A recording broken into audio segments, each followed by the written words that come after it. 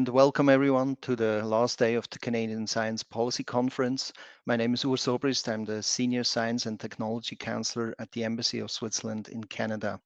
And it is a great pleasure to have you with us for a panel discussion that will focus on the question of how we can enable inclusive and impactful research into digital health and artificial intelligence for health. This panel of renowned experts will highlight key issues around global research cooperation, data sharing, and bias in artificial intelligence from the perspectives of academia, healthcare providers, and funding agencies. It also discusses implications for future policy and practice in pandemic responses. I would like to thank our three speakers, Sylvia Muyingo, Marisa Creatore, and Amandeep Gill, who join us from Kenya, Canada, and Switzerland, respectively, for their contributions to this panel. The Embassy is pleased to bring together perspectives from three continents and to have Geneva-based IDARE, the International Digital Health and AI Research Cooperative, at the table. IDARE just launched this week the first global research map for digital health and AI and is looking to network at this conference for the establishment of a new IDARE Innovation Hub in Canada. A special thank you goes to the team of IDRC, the International Development Research Center in Canada, for organizing this panel and is represented by our moderator, Nazar Faruqi. Nazar is the Director of Education and Science at IDRC, where he leads a global team that helps vulnerable children and adults benefit from high quality education and strong science systems in which women emerge as leaders, producing essential knowledge and innovations. Nasser oversees programs such as the Science Granting Council Initiative, the Artificial Intelligence for Development in Africa rather, and the Knowledge and Innovation Exchange Program. He is the chief architect of IDRC's Open Access to Research Outputs policy and also chairs IDRC's Open Data Working Group. With that, I'm pleased to pass the microphone to Nasser and wish you all inspiring insights and fruitful exchanges of new ideas. Good morning. Urs, thank you so much for your leadership in organizing this panel. It's really been a delight to work with the Embassy of Switzerland on the panel. Pour ceux qui ne connaissent pas le Centre de recherche pour le développement international, nous sommes une société d'État canadienne. Dans le cadre des activités du Canada en matière d'affaires étrangères et de développement, nous finançons et soutenons des recherches de haute qualité dans les pays en développement. Partageons des connaissances avec des chercheurs et des décideurs politiques pour éclairer l'action locale et mondiale et mobilisons des alliances afin de susciter des changements positifs dans le monde.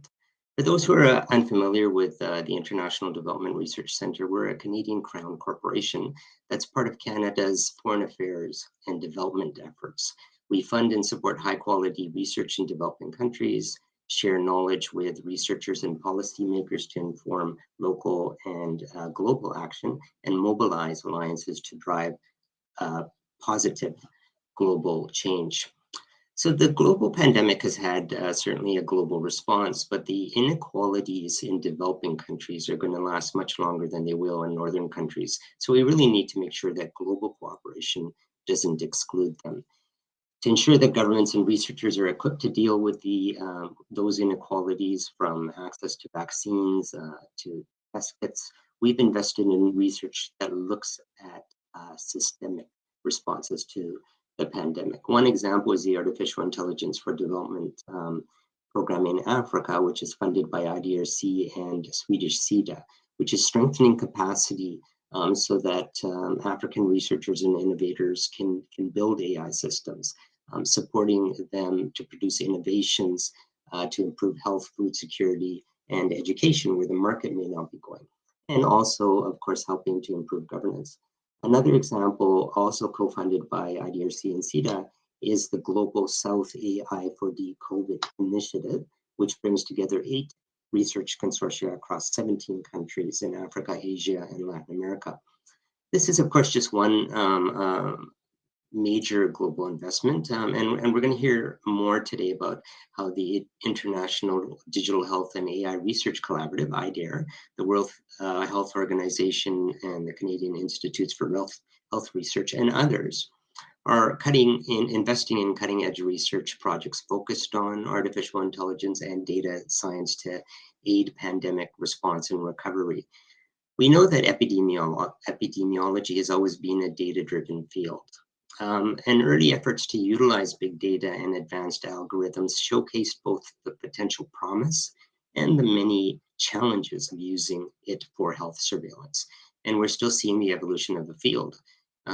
We really come back a long way since 2014 when early research using mobile phone records to track the spread of Ebola in West Africa showed promise, but also wasn't robust or accurate enough to be widely applied or scaled. But by 2020, AI innovations such as Canada's Blue Dot were accurately scanning a combination of flight records, social media, and hospital records to help accurately predict the emerging outbreaks of COVID-19 in China and its spread to other countries. And today, the provincial government of Gauteng, South Africa, is using AI modeling and data gathering from the CEDA IDRC supported Global South AI for D-COVID project to inform its policies on lockdowns and restrictions. The dashboard associated with this initiative is openly shared with the public and is the official source for up-to-date records on vaccinations, hospitalizations, and risks broken down by the subdistrict. But despite these examples, the use of AI to combat coronavirus is not straightforward. We must contend with challenges such as significant gaps in data, analytic know-how, standardization and validation of results, clinical testing, and also ensure that these technologies contend with risks to human rights and privacy, which are key to IDRC and others' approach on responsible AI. Despite the positive potential of AI and data innovations, it's really important and more than ever to understand the potential ethical, legal, and socioeconomic ramifications that could emerge from their misuse in emergency and other situations. And that's something that we're going to talk about today in terms of safeguarding rights and more inclusive approaches. So I'm really excited to hear more today from our renowned experts who I'm now going to introduce. So first, Dr. Sylvia Kewuyu Muyingo is a research scientist at the African Population Health Research Center and is the principal investigator for one of 8 of the IDRC-supported Global South AI for D-COVID programs, focusing on Malawi and Kenya. She holds a PhD from the University of Tampere in Finland, and she focuses on epidemiological and clinical research, promoting equitable and responsible data access, as well as evidence-based informed decision-making. Next, we have Dr. Amandeep Singh Gill, who is the CEO of the International Digital Health and AI Research Collaborative, IDARE, which is based at the Graduate Institute of International and Development Studies in Geneva. He holds a PhD from King's College and was previously the executive director of the UN Secretary General's high-level panel on digital cooperation. And last but certainly not least, we have Professor Marisa Creatore, who is the Associate Director for the Institute of Population and Public Health at the Canadian Institutes for Health Research, CIHR. She holds a PhD in epidemiology from the University of Toronto, and her research and work focus on applied public health, health equity, and developing population health tools. So welcome to all of the panelists. Really delighted to have you with us today. In terms of the process, I'm going to ask each panelist to make 5-minute opening remarks. We will then, we'll run through all 3 of the panelists' presentations without opening it up to questions. But then once they're finished, then I will pose some questions to them. And then we'll open it up to all of you in the audience to also pose questions. There's a button on your screen, Q&A, and so you can post questions there. And then I will sum it up at the end. So that's the plan for this morning, and let's get going. So we're going to start with you, Sylvia. over to you for your initial 5 minutes. Yeah, thank you very much for the introduction. And I'm very pleased to be part of this panel. And on behalf of our team, Inspire East Africa, which is a network within the region, the African region, I'm going to talk about our experience building a fair, sustainable, harmonized COVID-19 data hub to inform policy researchers in Kenya and Malawi. So the two countries are the use cases. Next slide, please. So in terms of developing the hub, what we are looking at in this project, so the project is the Global South AI for COVID, Global South COVID program that is funded by IDRC and CEDA. So we are looking at building this data hub infrastructure that is looking at collecting data from different entities. And this is population level data, clinical data, environmental data, and other disparate sources within the community and whatever data we come across, and putting that through the system structure that we have built and has previously been used as a prototype in collecting HIV data and now expanded to COVID-19 data. So much of the work here is looking at developing the cloud-based platform as a service and using observational medical outcomes partnership, a common data model at the core of this platform as a service. Within the system, the data that comes in from the local data providers goes through some agreed exchange protocol and is then prepared for decision makers to be able to use. So OMOP provides a useful platform in our setting. Also provides analysis-ready data sets for other stakeholders to use or researchers. Thank you. Next slide, please.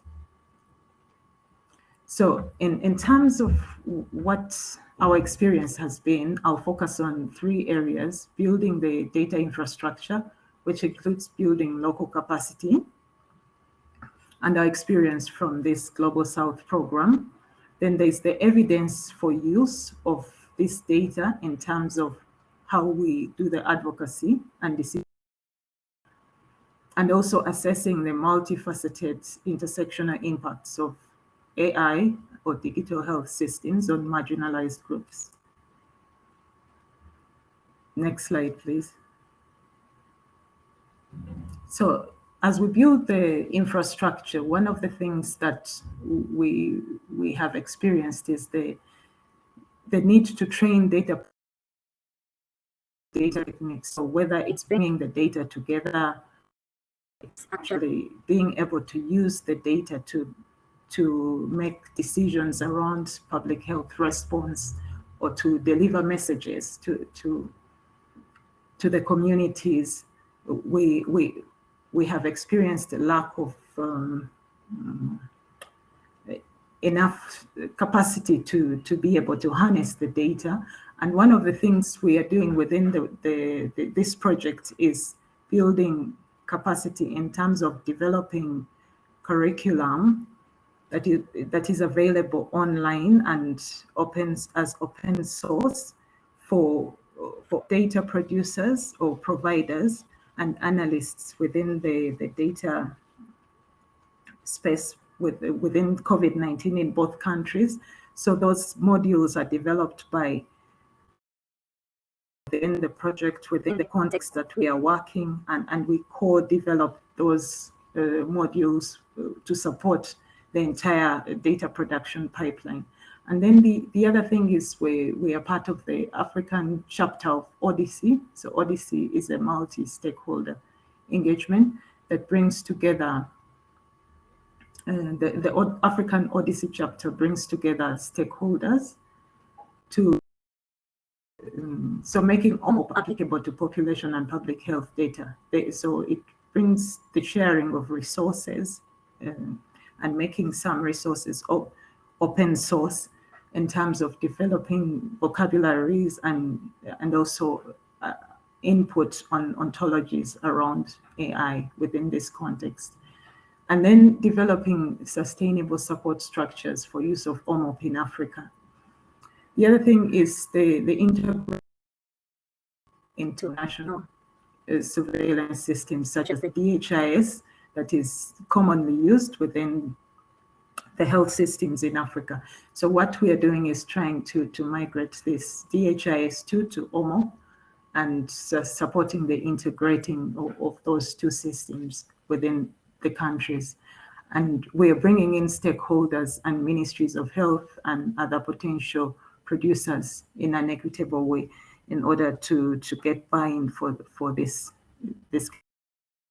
and also looking at sustainability in the long run. Next slide, please.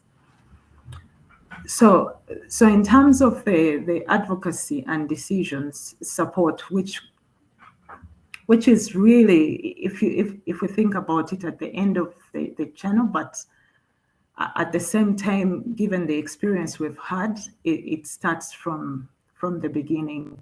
So as soon as we engage with any data providers, I think the key thing and learning from this engagement has been to bring stakeholders on board to do most of the brainstorming and developing the public health messages that we want to hear or we want to be able to get from the system. Next slide, please. So in effect, translating our research into policy. So what we've experienced, especially simulating dialogue around the AI and use of AI in this space. So simulating dialogue to improve knowledge and capacity of the key actors and also to integrate communication and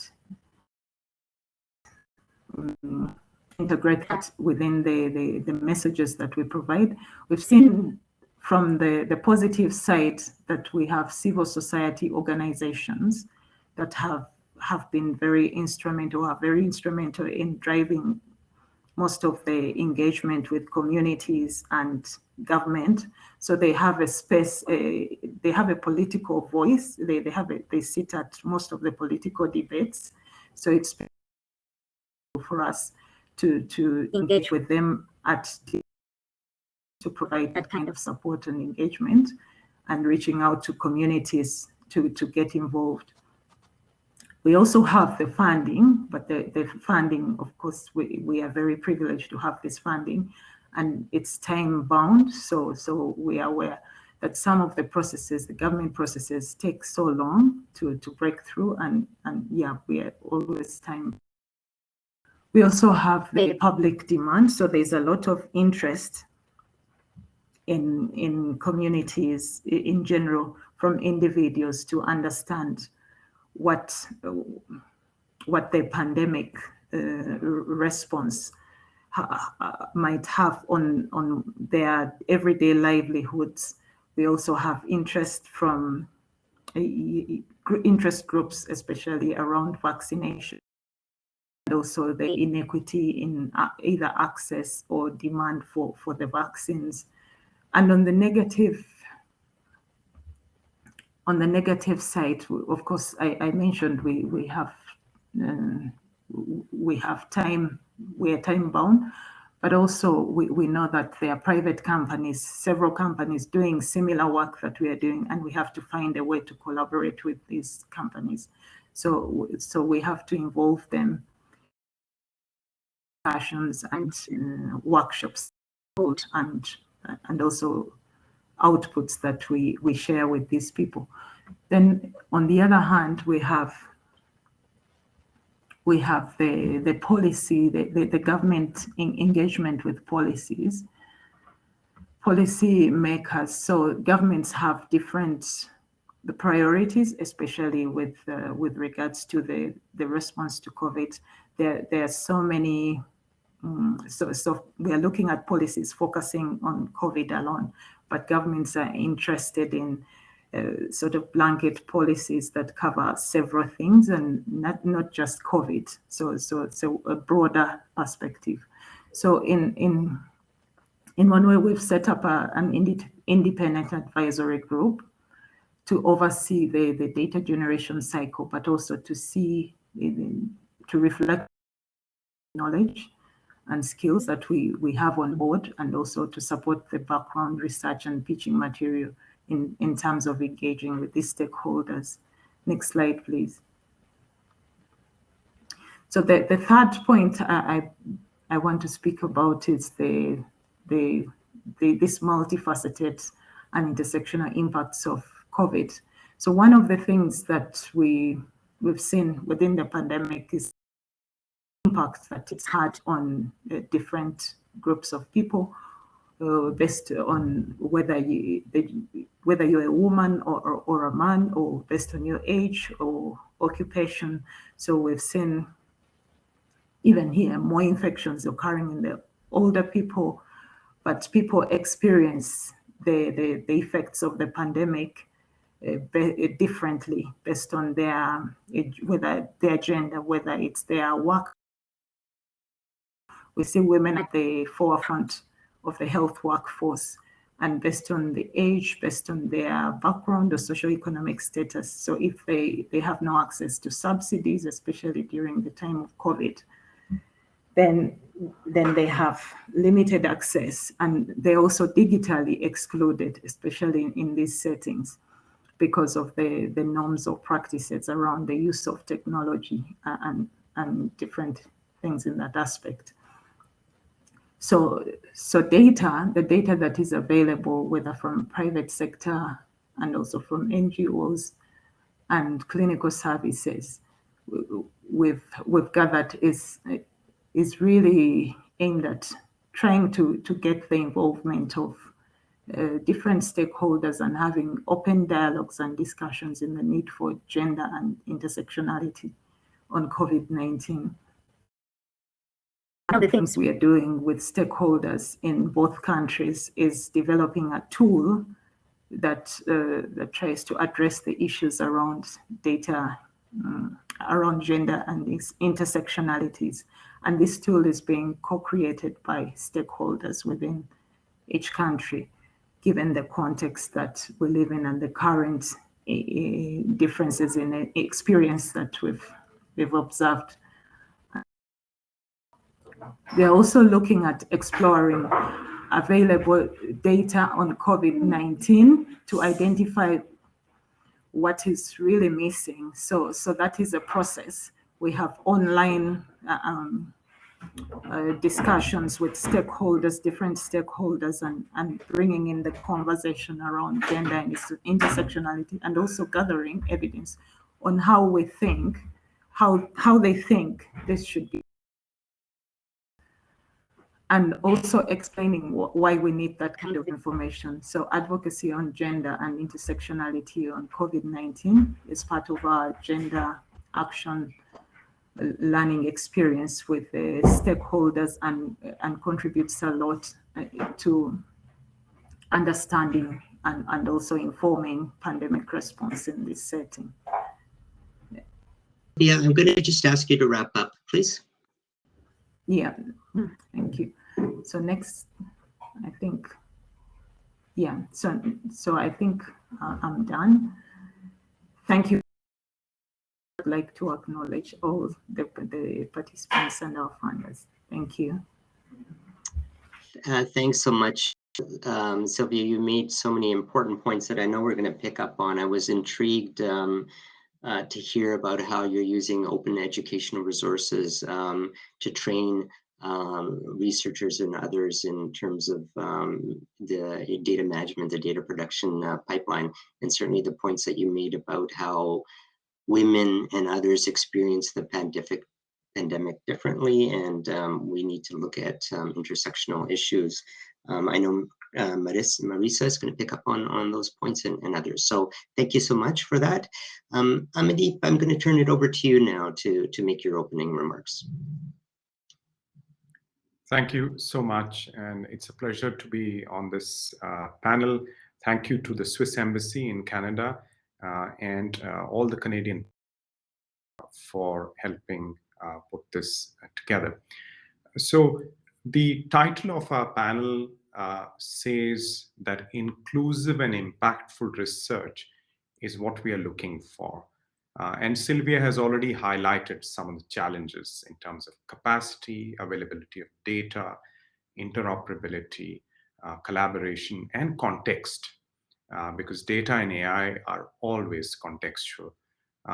I'm going to speak for a few minutes about a new initiative coming from Neutral Geneva that aims to reinforce inclusive, responsible, and impactful research into digital technologies for health. And this is IDEA. If you can go to the next slide, please. In a reflection over 2018, 2019, the UN Secretary General's high-level panel on digital cooperation underlined the fact that access alone is not enough. If we connect the missing half of the global population to the internet, but if they don't have affordable access, if they are just consumers of content and solutions made by others, then that access is not going to deliver transformative results for the sustainable development agenda. So we need to go beyond access to create demand, create the kind of common rails and guardrails that we need to enable transformation, for example, in the financial flows and in health care and health-related research, if we are to truly utilize the tremendous potential of digital technologies. Next slide, please. And this is what the Secretary General's high-level panel came out with in terms of its recommendations. So we need new digital commons for development.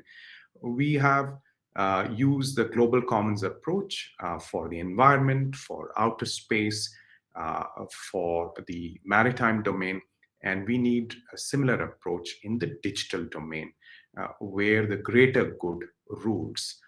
Yes, you have national particularities, commercial interests, etc., but we need to reinforce collaboration, come out with new models of collaborations, particularly around data and AI. So this is the starting point for the idea. Let's go on to the next slide, please. Now, during the COVID pandemic, we've seen a number of digital technologies being deployed to help public authorities and our citizens respond to manage the pandemic. So initially, contact tracing, then the management of hospital resources that came under a lot of strain, and the logistics around the vaccine rollout, and so on. And there in the background, you had the science and the research side. Today, we wouldn't have had the vaccines that we have without a digital platform which allowed for the uploading of genomic sequences from the initial strains of the virus in January 2020 itself. So we've seen the power of digital, but somehow the potential has not been fully realized, particularly the use of artificial intelligence to model in a good way the spread of the pandemic, the spread of the various variants has been underwhelming. And there are reasons for that, and they go back to our starting point about inclusiveness and about contextual adaptation of these models. Most of these models came from the global north, very little involvement of researchers from the global south, which are generally seen as sources of data and problem owners in a sense. So this is something that would need to change if we are to have more end-to-end transformation of health systems, which I like to illustrate with a simple example. Let's go to the next slide, please. So antimicrobial resistance, which is another pandemic, a silent pandemic. So if we are to deal with this, it's not only about building smart AI that helps us prescribe antibiotics, but it's also about the surveillance, what kind of pathogens are out there, how they are evolving. So that's not just a digital problem, it's a molecular science problem. Other disciplines need to be involved. Then antibiotic selection, patient compliance. So really the end-to-end harnessing of the power of digital and AI to solve these challenges is what is needed and what drives and motivates us at IDEA. Can we go to the next slide, please? In a sense, what we are building is a collaborative CERN for AI. No single country, no single institution has the resources to do it all.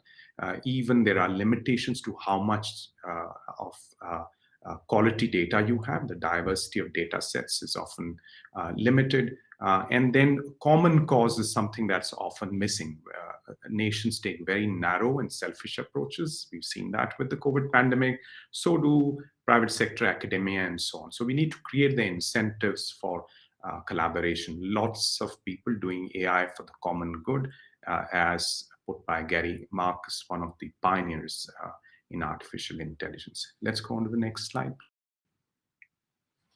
So this is how our existing work looks like. So the CERN-like global problem solving, and I'll share just two brief examples towards the end of my presentation. A hubs and spokes architecture. So it's not research centered in Geneva, but our hubs, and proud to see Sylvia, who's from APHRC hub in Kenya at this discussion, but also in South Africa, Tunisia, Chile, India, Singapore, and growing. This is the vision, in a sense, the distributed CERN vision, and the developing of global public goods that enable young researchers and innovators to come together around global health challenges. Going on to the next slide, please. And our research agenda currently is structured through the Pathfinders framework. So a number of areas that help us to tailor research on the and focus it on the digital transformation for universal health coverage. So you need interoperability, benchmarking, new governance tools. You would need digital architectures that enable interoperability. And then most importantly, you would need situational awareness of what's happening, how to come together with collaborative solutions. And that takes me to the next slide, which is an illustration. At the outset, you heard from Urs that this week we launched the Global Research Map, looked at more than 140 million data sets, from patents to research publications to grey literature, to really understand what is digital health, what's being done. Sylvia spoke about ontology. So we've taken an ontological approach to understanding the domain, understanding the inequities. So these 9 regions from around the world. So when you dig in deeper, you realize the deep inequities in research, and the GRM helps us to pinpoint those, helps us to look at emerging actors, helps us to understand national digital health strategies and how they are impacting on the R&D outcomes. So giving us a way to evaluate the effectiveness of our investment decisions, our policy approaches in the long run. So I'll close my remarks with another example, which is pertinent to the world we live in today. Let's go on to the next slide, please. And this is a digitally enabled and science-based global end-to-end pandemic surveillance and response scheme. We've seen how the pandemic rolls through different phases. Before a pandemic hits, we are in a preparedness phase. And then, there is the surveillance side. So the first alerts, and the 100-day dash will not begin till we have a good bearing on when it starts. And then during the response phase, there are certain requirements, and then again in the recovery phase. So how can digital data and AI in particular enable the public and citizen responses in all these phases? How can citizen science be leveraged for impactful responses, and how can a scheme be built collaboratively. For us, part of the theory of change is collaboration. Genuine collaboration is what leads to trust. So if we have top-down approaches where we are just told to plug in our data into structures and architectures that have been devised by others or coming from narrow domains, that's not going to work. So we are, and Sylvia is part of that effort. There is a group of scientific experts, transdisciplinary experts that's coming together to look at the R&D agenda. Not yet what the scheme would look like, but how should we go about this? So that's the last example I want to bring to the table, and look forward to the question and answer session and pursuing some of these themes in more detail. Thank you, Nasser. Well, thank you so much, Amandeep. A wonderful presentation. It's so nice to see many southern countries in the network of hubs that are part of IDEAR, including Kenya and Tunisia, Chile, of course, India. And your point, your broader point, your fundamental point, I think, actually, about collaborative and open research and development is a critical one that I want to come back to in the Q&A, and looking forward to kind of drilling down on that one. So thanks so much. We're going to now move to our last panelist, but not least, certainly. So Marisa, over to you. Wonderful. Thank you very much. I'm just sharing my screen. Are you able to see my screen right now? Oh, fabulous. Okay, so wonderful. The technology works. So thank you so much, Nazar, and thank you to my presenters who went before me for those wonderful presentations. I'm really delighted to be on this panel today, and as Nazar, I think, mentioned at the beginning, my role as the final speaker is a little bit to take a step back and look more from the perspective of broad system level considerations for AI and digital health research and implementation of that research, and into the population. And I think actually, having now seen both what Sylvia and Amandeep presented, I think my points pick up really nicely and flow from the perspectives that they provided in their presentations. And just to frame it as well, I'm coming from the perspective of a health research funder, and of course I'm based in Canada at the Canadian Institutes for Health Research. So and this picks up a little bit also on what Amandeep was saying.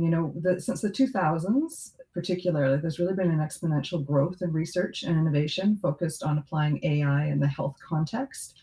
There's really some amazing promise for AI-powered technologies in the health realm, but this massive growth really speaks to a need for some kind of national and international strategy targeting AI for health and ensuring ethical and equitable outcomes. And of course, there's some exciting initiatives that are underway.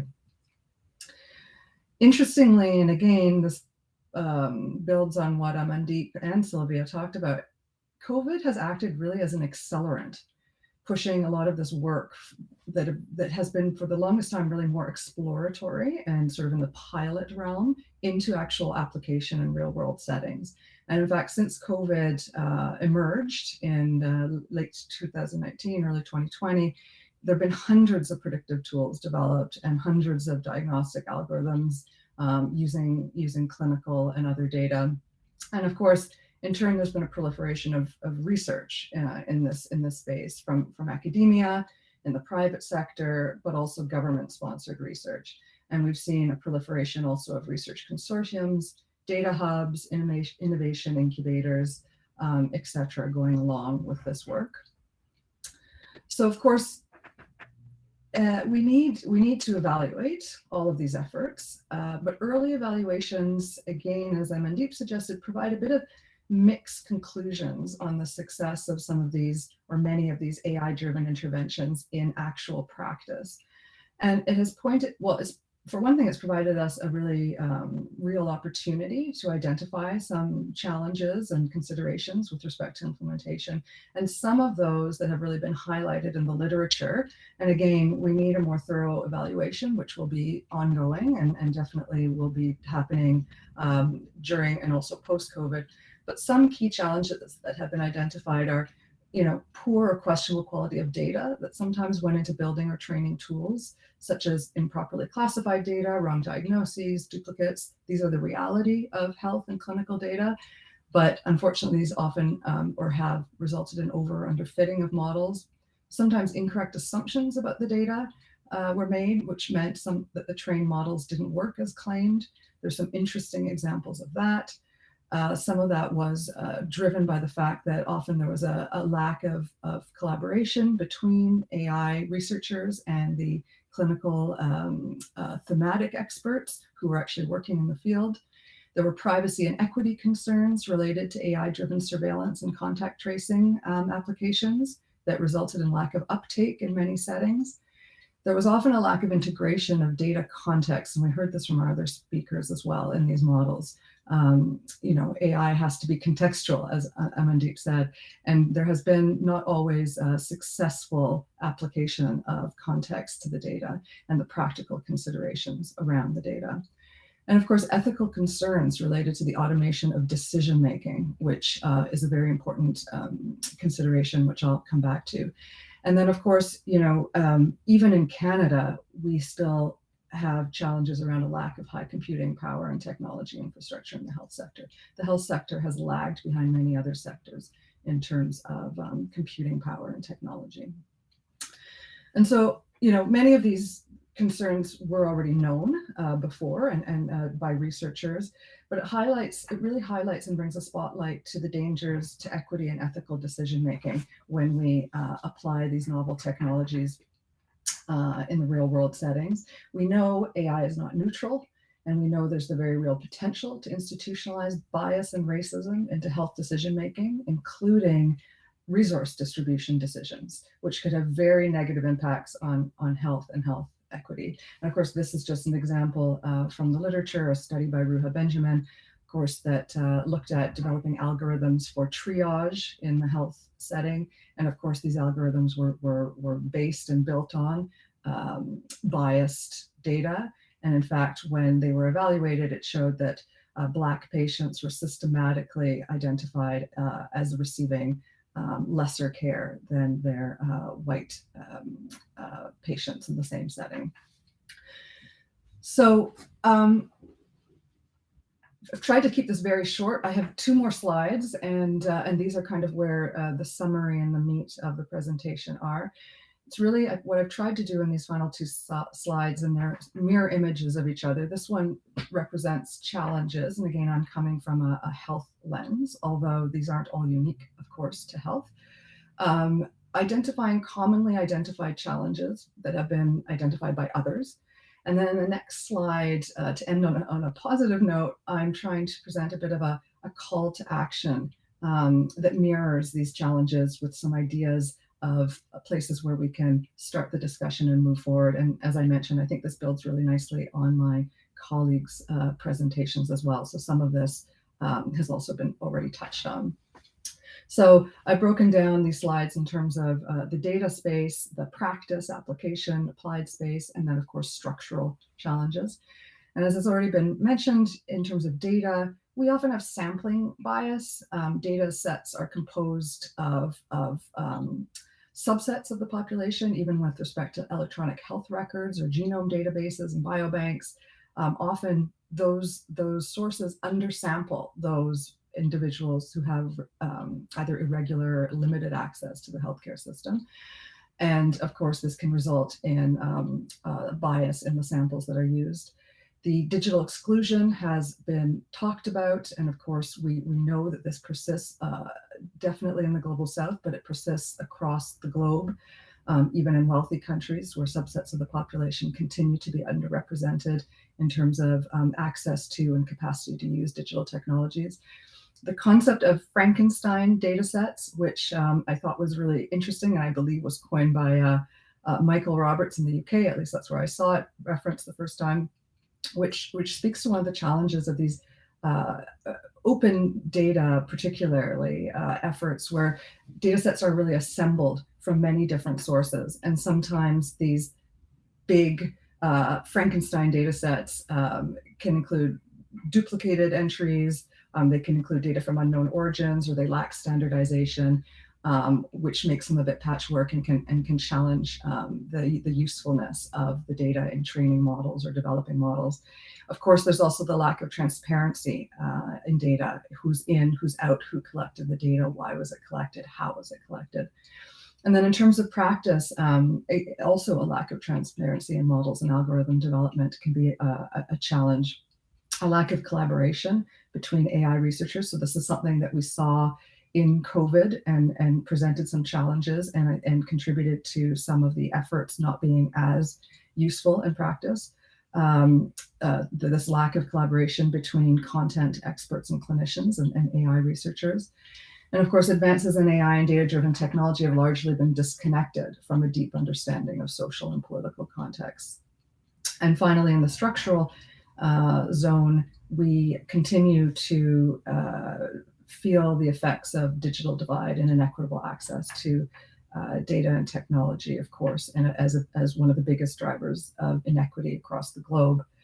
And a lack of public trust in AI algorithms. And we really have seen with COVID the importance of building trust and the impact of a lack of public trust in widening disparities in terms of uptake of technology, and then in turn by affecting the equitable uptake of technology, it compounds the issue of who is being actually captured in the data, and the cycle perpetuates. And then interestingly, and this is something that one of my colleagues in the UK brings up all the time, Adam Stevenson, there's just inherently a tension between medical and technological cultures, with the do no harm culture of medicine and the move fast and disrupt culture of technology, which we have to figure out how to branch and satisfy accountability across the board and facilitate work between those two sectors. And innovation bias, which again Amandeep mentioned, who's actually driving the science and the technology, and who's actually asking the questions to be answered. And so this is my final slide, which is meant to, as I mentioned, mirror the previous one. The list of challenges was not meant to be comprehensive, and nor is it meant to dissuade or discourage us. I think it's really just meant to start the discussion. There's a lot of things we want to see. I've tried to capture many of them here. I'm sure I haven't captured everything, and I'm looking forward to the discussion. But the issue is that we don't yet know. I think we'll agree on most of these things, but I think the challenge is how do we do it? Where do we start, and who should do it? Because many of these things can't be done by individual researchers or individual organizations, and we need to work on this collectively. So in the data sphere, we can change the conversation from describing and mitigating digital exclusion to really working on approaches to foster digital inclusion. Of course, promoting open data is critical. Data governance policies, however, will go a long way in building public trust around this sort of open data concept, with underrepresented or overrepresented and over-surveillanced populations feeling safer. We have to build public trust in AI technology by addressing concerns related to data security, privacy, confidentiality, and by communicating how the data and models are informing policies. And in practice, we should be embracing ethics by design, which, makes ethical considerations part of the process of developing new applications of AI right from the beginning and not as an afterthought. We need to develop methods and tools to measure bias and assess fairness. And interestingly enough, measuring bias is actually more straightforward than assessing fairness. There's a lot of research on fairness and how to define fair, mathematically speaking, when building algorithms. How do we define it? Is it equal false positive rates, predictive parity? How do we do that? How do we standardize that? And my colleagues have mentioned this, we really have to do better at promoting transdisciplinarity and collaborations between AI health research researchers and practitioners, and social scientists have to be part of the discussion and part of the teams. Applying equity frameworks to AI-driven research from the outset, and advocating for community co-leadership, which both Sylvia and Amandeep spoke about, and making sure that, particularly for public health and digital technologies, we need to make sure that the local considerations are at the table from the beginning.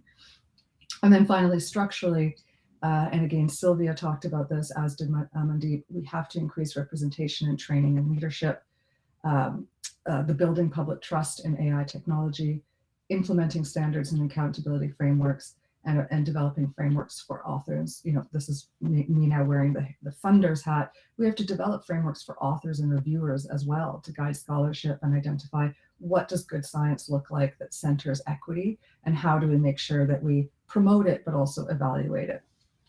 So of course, many of these are connected. Many of these considerations link to each other or build from each other.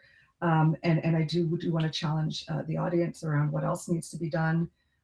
What could your role be? We need people from public policy, law, researchers, academia, funders, community, all at the table for this discussion. And I think I will stop it there and hand back over to Nasser. Thank you very much for your time and attention.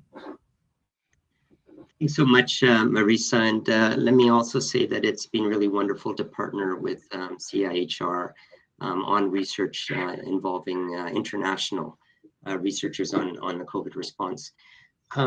Your presentation touched on a lot of issues, and you know, one thing that particularly resonated with me was the issue of bias in data and in algorithms. And you gave one example. Another that I remember is that, you know, some of the software that's been used to predict recidivism rates, whether people will reoffend or not, is twice as inaccurate, at least in the early days, when predicting whether African Americans would reoffend as opposed to other populations. So really critical issues that can affect people's lives in significant ways when that bias is still in the data and in the algorithms. It's really fascinating to hear the perspective of a fellow funder on issues related to methodologies, and I know we're going to get into that a little bit more. So I want to thank all three of you for your really excellent, cogent, and concise presentations. You all went a bit over time, but it was okay because you know, it's hard to do it in 5 minutes. It may mean we have a little bit less time for questions and maybe a little bit less time for the audience, but let's see how it goes. And I want to move to the questions, and I'm going to keep them actually quite high level and broad, because I think that you've all really identified some very important themes that we really just started to talk about. The first theme that I want to talk about is equity and inclusion. You all mentioned it, you know, and we know that the way that AI research is done and AI innovations are applied can promote inclusion and positive impact, or they can lead to greater exclusion. So we've all said, yes, we need to be careful this doesn't happen. I want to talk about the how. How can we ensure greater equity and inclusion? And we'll do it in reverse order in terms of the speakers. So I'm going to ask you the question first, Marisa. Mute myself, and I apologize. I dropped off for a second. I was kicked out. So Nazar, I missed a little bit of your initial comments, but well, maybe I'll just start, because I think I obviously just have a few ideas, but want to share with everybody. I do think that the conversation around training and making sure the pipeline is representative. I think that's a place where, you know, you start at the beginning, which is you actually need people in the sphere who understand the AI technology and who are able to drive the innovation and the questions. You know, bias. So I definitely think that that's something that we at CIHR are trying to focus on, trying to consider equity and inclusion around our training approaches for these kinds of technologies. And then, but I think also, you know, on the other side, the community involvement. I think that's the other piece of the puzzle that we have typically not been so great at in research. The community-driven research, and so maybe I'll stop there. But I think those are two first places to start. Thanks so much, Marisa, and I appreciate you being brief, because we'll have, you know, let's have the discussion with all of us. So Mandeep, how about you in terms of how we get to more inclusion and equality when it comes to developing and applying AI? Thanks, Nasser. That's a great question, and I think the deepest inequities are in knowledge making. So we should address the root causes. And this is where I think we need to lower the entry barriers to researchers and innovators from diverse backgrounds, from the global south. We need to focus on capacity development. That's been mentioned before, but capacity development in the sense of not, just training, but also the capacity to work with the kind of infrastructure that's needed for digital health and AI in health.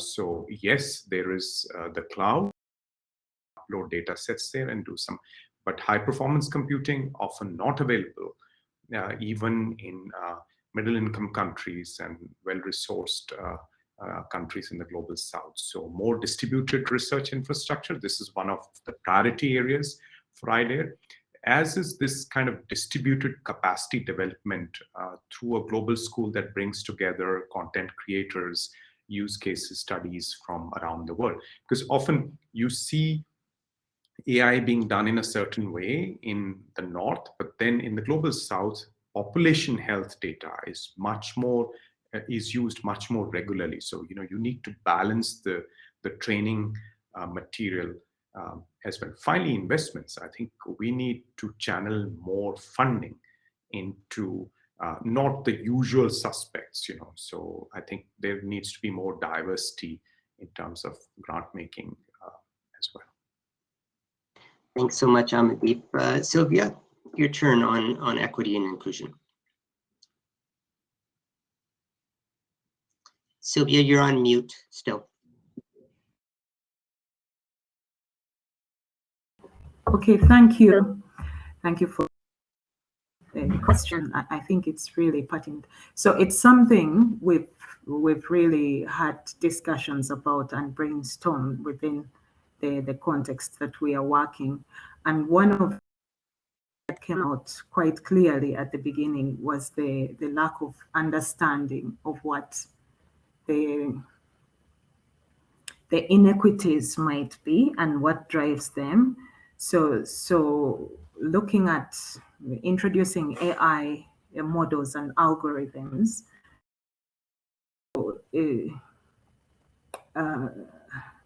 I think brought about the issues around inequities that AI can either advance or actually help address issues around inequity.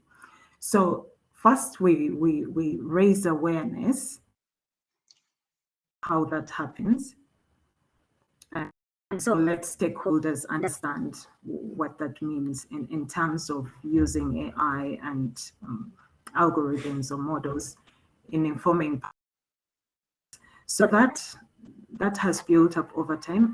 And then what we are doing is having online webinars to discuss with stakeholders continuously, and then evolving, the conversation evolves over time. And what we hope to do in a few weeks' time is actually, we've introduced the tool. So WHO has developed a tool to address gender.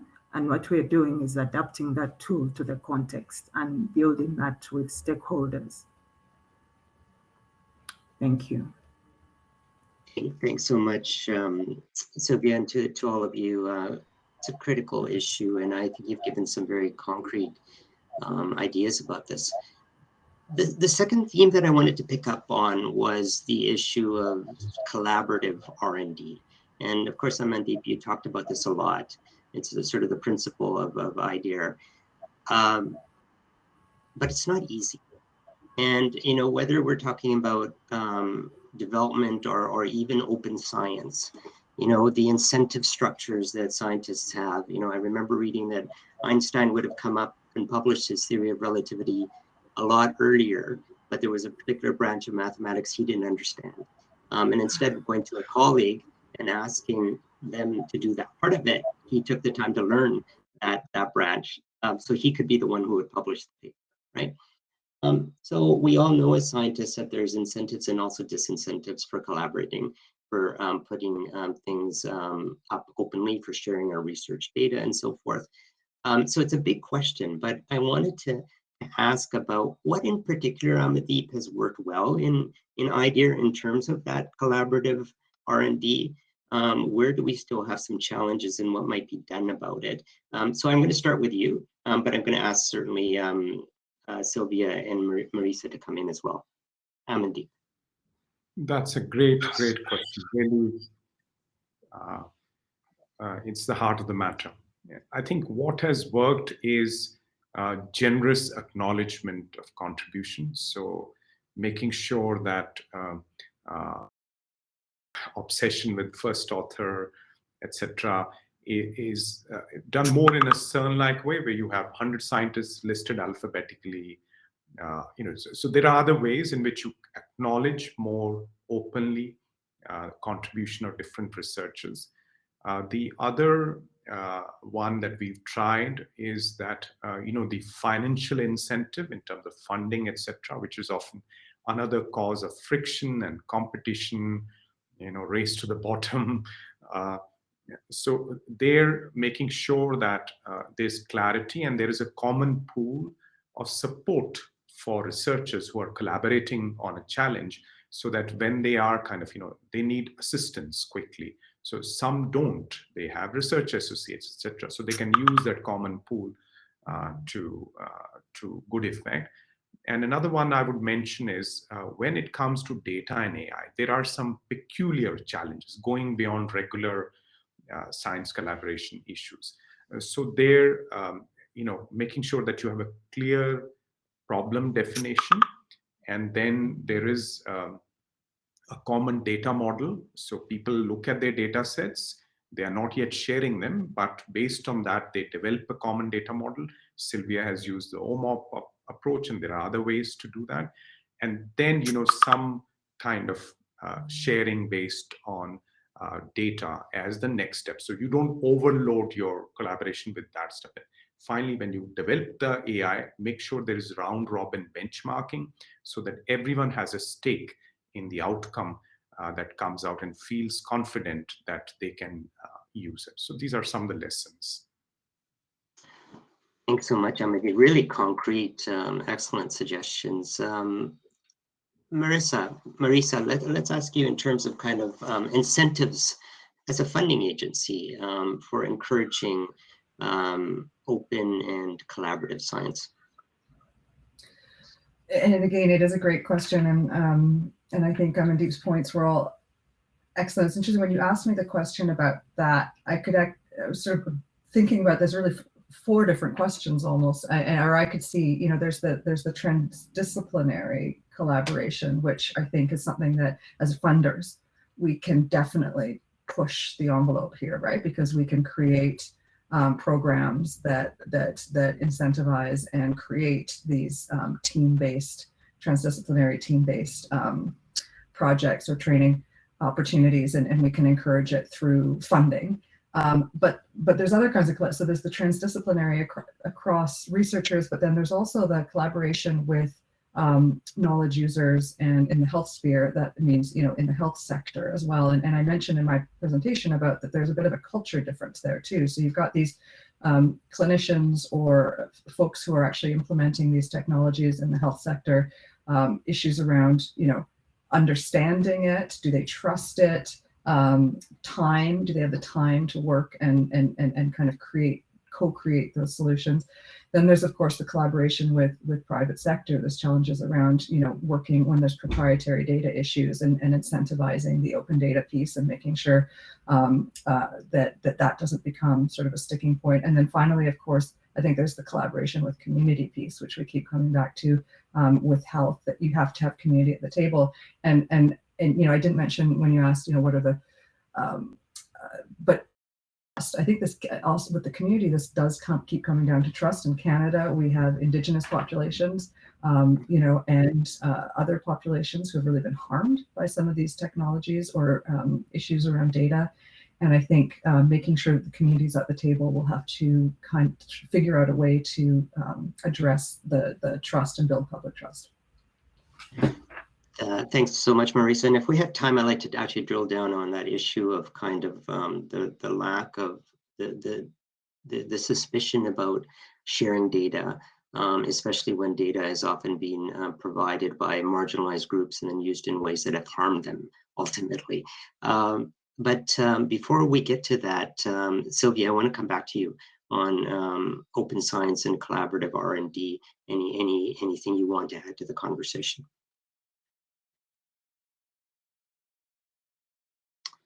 Sylvia, you're still on mute.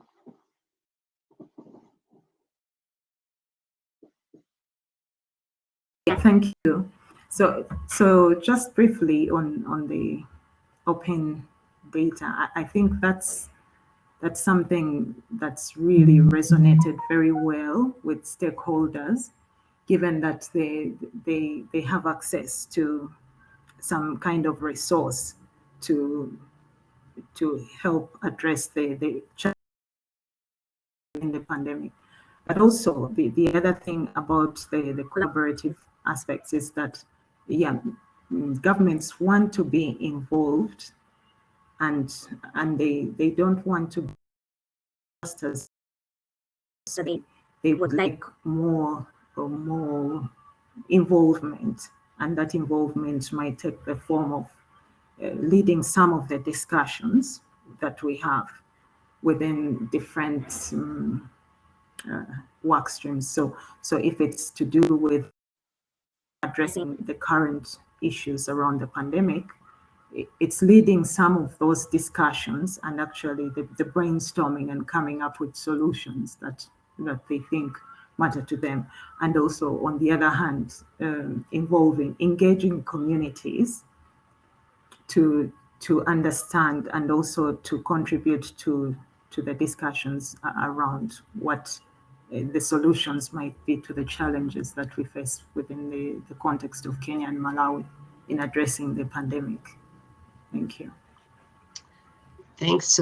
Sylvia, can I just pick up on that last point you made about engaging communities? And certainly Marissa made the same point. Communities that as we're co-developing solutions, that they're part of the co-development process. Communities whose data is being used partly to make it representative, to ensure that it actually, the solutions will help them. But the issues of trust in them and engaging. Can you talk a little bit about that in terms of your work on the ground and the engagement that you've done in Kenya and Malawi, and what's worked and what hasn't worked? So one of one of the key things that has worked, let me give the example of Kenya, is with the involvement with civil society organizations. So and advocacy groups, they've played a very big role in bridging the connections between communities and governments. So being in the same space, advocating for whether it's vaccines, whether it's demand or uptake, or whether it's public health subsidies. So they have a voice in the political space, so they make that kind of engagement, but they also have representation from the community and speak from the side of the community. So engaging with those groups and reaching out through media, through open discussions and dialogues with communities has played a big role in that sense. Yeah. Yeah, that's fascinating. And I think that the role of civil society, of NGOs and so forth, and actually bring it back to the capacity strengthening point that all of you had made. It's not, I think, just about capacity building of researchers or other stakeholders, but it's building the capacity of civil society to be able to understand data analytics in some case. When you make data sets open, it's great, as many governments have. But if you don't have the capacity to actually look at those data sets and make sense of them and understand what issues are important to you and how that can help, making the data open is not necessarily going to be effective. So that's something we found on some of our open data for development programs. Audience, I do want you to start thinking about your questions and posting them in the live Q&A. This is fascinating, and I have so many other questions on themes I want to ask the panelists. a couple that I've thought of relate to governance, which we've hardly touched on, and I know all of you have thoughts on that, and the other is the role of the private sector. So I am going to come back to that, because a number of you mentioned the role of the private sector. We're talking about very much about public goods here. In our programming and network so far, we have invited private sector representatives to our meetings. And one of the ways that we've thought about complementarities is a point that you had made, Amandeep, about access to high performance computing and the private sector making available some of their facilities and infrastructure for training. So that's one concrete thing we've seen so far, which we've been quite happy about. Another is actually the representative data set. So we're working with a number of funders, including some private sector funders, on the Lacuna Fund, which is broadening the availability of representative data. But I want to turn it all back to you in terms of what you see as the role of the private sector in moves towards more inclusive and equitable AI for improving public health. Who wants to start? Amandeep, do you want to come in? Yes, why not? Yeah.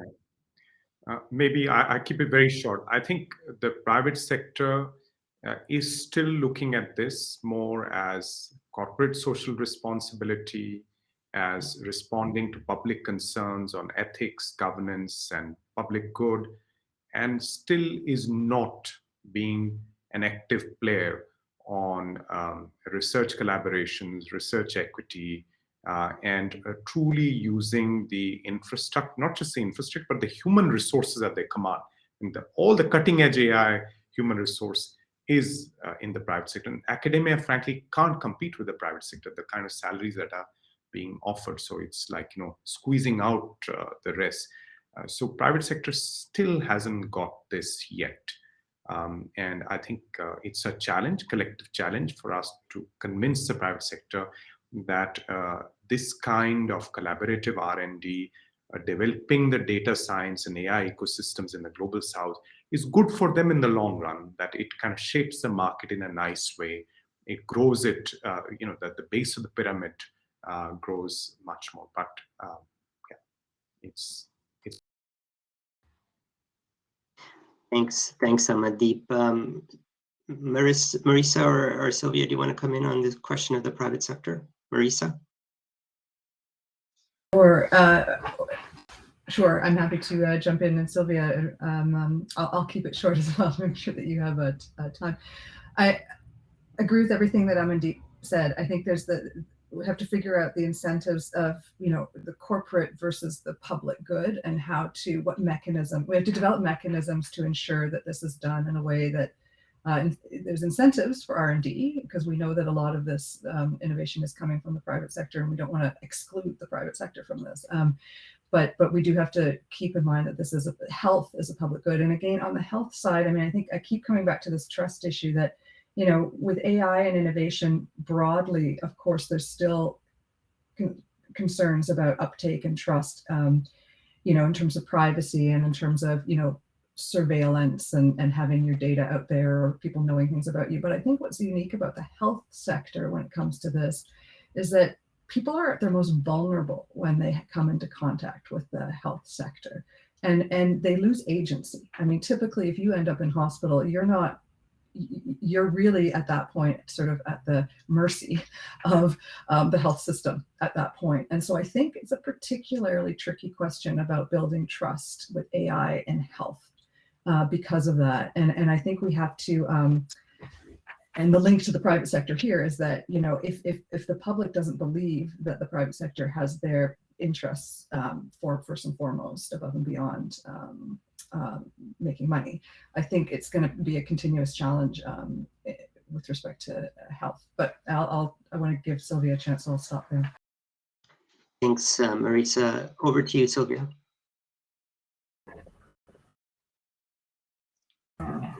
Thank you. I think briefly talking about the private sector, in our experience, the way the private sector has come in is at least a bit, corporate social responsibility in terms of either accessing vaccines for groups of people in a way. So it has come in at that point. But in terms of joining initiatives or multidisciplinary, I think it's going slowly. I think maybe it's the thought around, what might be on the table for them. I don't know. So, but they've come in some instances to support initiatives that especially build on community aspects. Yeah, thank you. Thanks, Sylvia. I want to pick up Marisa on the point you made about privacy and trust, and you've all mentioned it. When it comes to data and making data available, and we're talking about health, I mean, it's probably the most sensitive issue, as you said, Marisa, as you're at your most vulnerable. At the same time, we have talked about open science, we've talked about data commons and so forth. Amandeep, the points you made. How do you ensure that sensitive data is private and that there are no data breaches? And how do we build the trust of the public to be able to harvest this data, if that's the right word, and make sure that it's used responsibly? Amandeep, I'm going to start with you on this question. That's a great one, again, and I think part of the answer is preventing harm. So we see that on the health side, safety of devices, patient safety first. But it's also about other uses of data, so misuse of data beyond what is consented to or agreed to. Currently, we are in a data protection paradigm. The EU GDPR is there. There are other regulations. I think what we need for trust in the long run is a data empowerment paradigm where the patient, the citizen is at the center of decisions about data.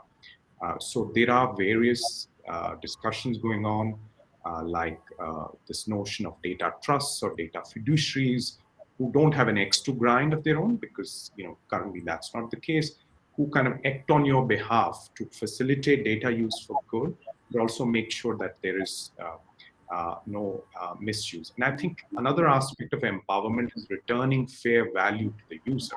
So if you're participating in something that leads to certain outcomes, they should be, that either the public good aspect that Marisa referred to, or some other way of returning fair value to, and then the boilerplate stuff on security and protection of privacy, transparency, those are essential.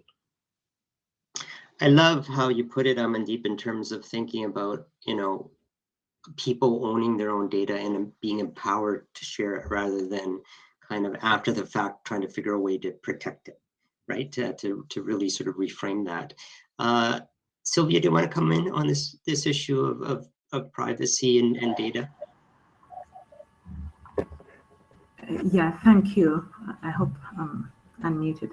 So I think one of the things we realized earlier is the breakdown of trust between the communities and the government, and one of the key aspects was around data privacy issues, and that came up in so many conversations. So that breakdown of trust or lack of where people felt that they didn't have control over the data they probably contributing to, but didn't have an idea of what was happening with it. So in a way, I echo what Amandeep just said, that getting people to have greater control over their data and then being able to use it to some extent in order to inform whether it's their own health or of the in which they live is really key. But also the other thing that is happening right now is there's a lot of, because of the concerns that governments and individuals have, there is a lot of skepticism around sharing data and the data policies or frameworks in which people share are not adequate. So there's a fear coming from that because they don't know what could happen or what AI could reveal or some of the work that they've seen or things like that. So a lot of it is developing a framework in which people have a deeper understanding of what AI can do and how it can create either situations in which their data would be out in the public is one thing. Yeah. So in terms of the work we are doing, we've contributed to the data, the legal framework of sharing, but that's like the national framework. But many places or hospitals or places, data providers are still in the process of developing those kinds of things. And they feel not very confident in saying, okay, the data is here, you can use it or make it public. And also that touches on the open source, because the question is what happens when our data is out there in the open? What does that mean?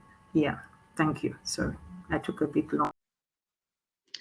No worries, Sylvia. Thanks so much for that. I think you made a really important point about data frameworks. In the past, IDRC supported a lot of work on open government, and it was fascinating to see how many governments signed up to the Open Government Partnership and said, okay, we're going to make our data open, but had not yet actually developed a data protection law or frameworks underneath that actually helped operationalize that and keep data safe.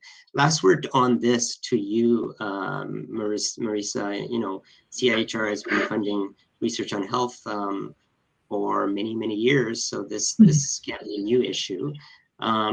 What's your perspective on this in terms of how to protect sensitive health data? Yeah, I know, and I agree with everything that my colleagues have said. So I'm not sure that I can. I think there's only a couple maybe things I can add to those great points. And I don't, of course, have an information technology background, so I can't speak to sort of technological solutions. But I think the transparency. So I think, you know, building on what Sylvia was saying, I think the transparency piece. So I think yes, it's having people know where their data is, to have some control over their data. But I think going hand in hand with that, which is something that we've not done as well in emergency situations. So COVID has shown us that, you know, something that has failed a bit has been government and organizational transparency on what's happening with data. So I think we have to improve on that. So sometimes there isn't going to be control, but I think being as transparent as possible is one factor. And then I think the digital literacy piece, which I think Amandeep touched on, I think as if we improve population level digital literacy, I think with expertise and familiarity, I think people start to understand a little bit better what the true risks are and ways to mitigate and the benefits of having their data shared.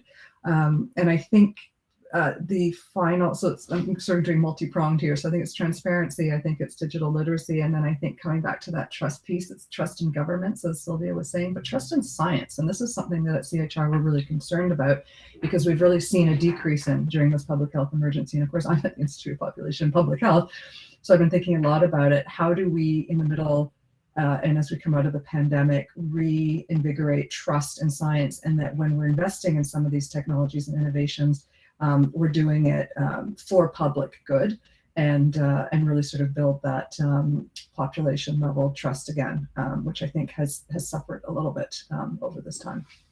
So I'll stop there. Great, thank you. Well, colleagues, I'm going to move to wrap up the session because we're close to 10, and I'm sorry we didn't get a chance to take questions from the audience. I'm going to give each of you 30 seconds to say something that you felt got left out of the conversation at this point, that is important. I mean, it's, it's a nuanced, complicated discussion. But last, point for all of you, let's start with the original order. So Sylvia, your turn first.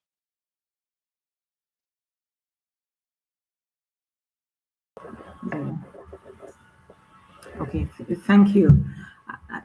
I think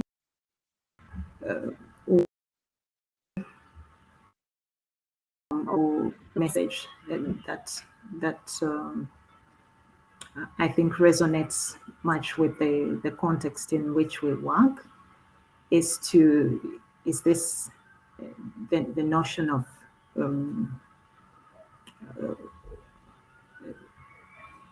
enabling an environment, creating an enabling where both government, technology, and public health experts can co-create and develop solutions to challenges is key in any outbreak or pandemic response, and really critical, I think.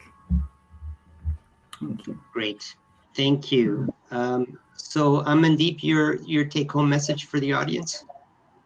I think what we could have gone into but didn't have time for is this whole idea of how do we know it works?